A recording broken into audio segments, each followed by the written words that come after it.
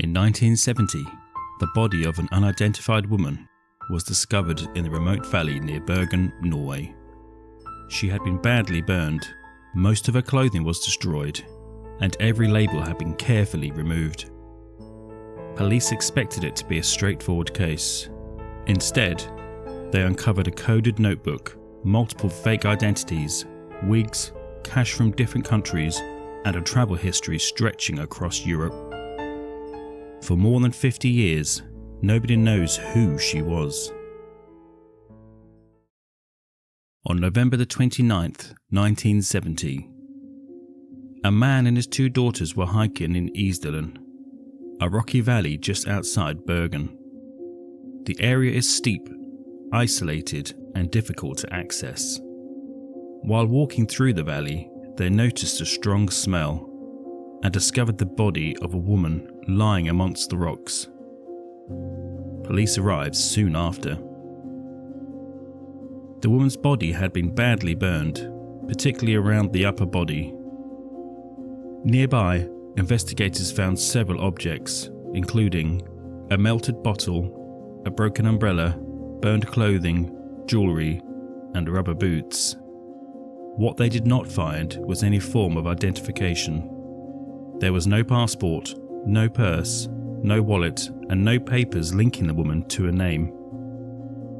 More strangely, every label had been removed from her clothing and belongings.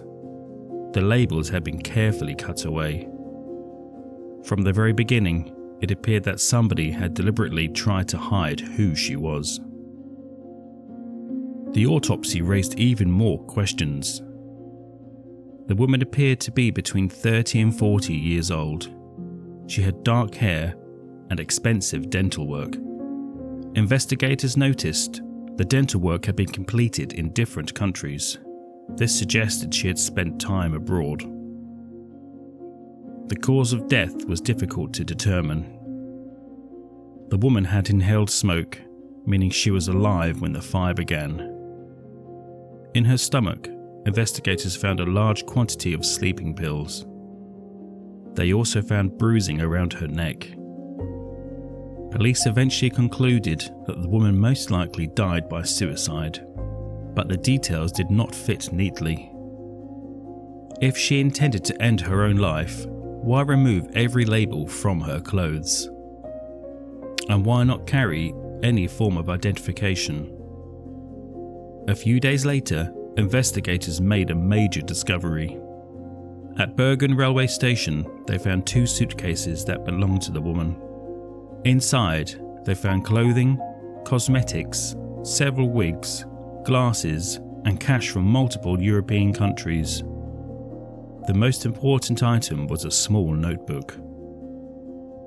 The notebook contained rows of letters and numbers.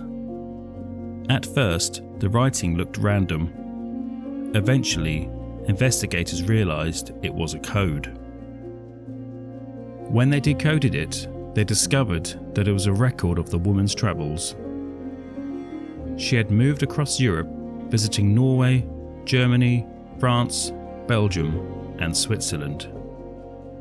She had stayed in different hotels under different names. Investigators eventually linked her to at least 9 false identities. Each name came with a different nationality and a different reason for travelling. Hotel staff described her as polite but distant. Several people remembered that she spoke multiple languages. Others said she often wore different wigs and changed her appearance. She usually paid in cash and avoided giving any personal details. As the investigation continued, police began to consider a more unusual possibility. The woman may have been involved in espionage. The case took place during the Cold War, when intelligence agencies from across Europe and the Soviet Union were active in Norway. At the time, Norway was a NATO member and had several important military installations. Investigators noticed that some of the places visited by the woman were close to military facilities. Witnesses also reported seeing her watching ships and taking notes. Some said she had been accompanied by an unidentified man. This theory is difficult to ignore. The woman had multiple identities, travelled frequently, spoke several languages, used coded notes, and changed her appearance. Those details had led many to believe that she may have been working for an intelligence service, but there was no direct proof. No government has ever acknowledged her. No missing person has ever been conclusively linked to the case, and there is no evidence showing which country she may have worked for. The woman's final days are still unclear. In November 1970, she checked into a hotel in Bergen. Witnesses later said she appeared nervous and distracted. One employee thought she had a bruise on her face. Another said she seemed anxious. Shortly after, she checked out. A taxi driver later reported that he drove a woman matching her description towards Isdalen. After that, the trail ends.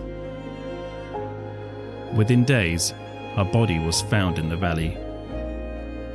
The investigation gradually slowed. Some records were sealed, others disappeared. Over time, the case became one of Norway's most famous unsolved mysteries. Decades later, the case was reopened. Modern forensic techniques offered investigators a new opportunity to identify the woman. Scientists studied her teeth and found that she most likely spent her childhood near the border between France and Germany. This matched some of the languages she was reported to speak. DNA testing was also carried out, but so far it has not produced a confirmed identity. Journalists and researchers continue to investigate the case. Yet even now, more than 50 years later, the woman's real name remains unknown. She was buried in Bergen in 1971. Her grave is marked only as the Unknown Woman. The Isdalen Woman left behind almost no trace of who she really was. No family ever came forward. No country claimed her. And despite the fake names, coded notebook, and decades of investigation, the mystery remains unsolved. Perhaps she was a spy. Perhaps she was hiding from something. Or perhaps there is another explanation that has never been discovered. Whatever the truth is, it disappeared with her in the valley outside Bergen.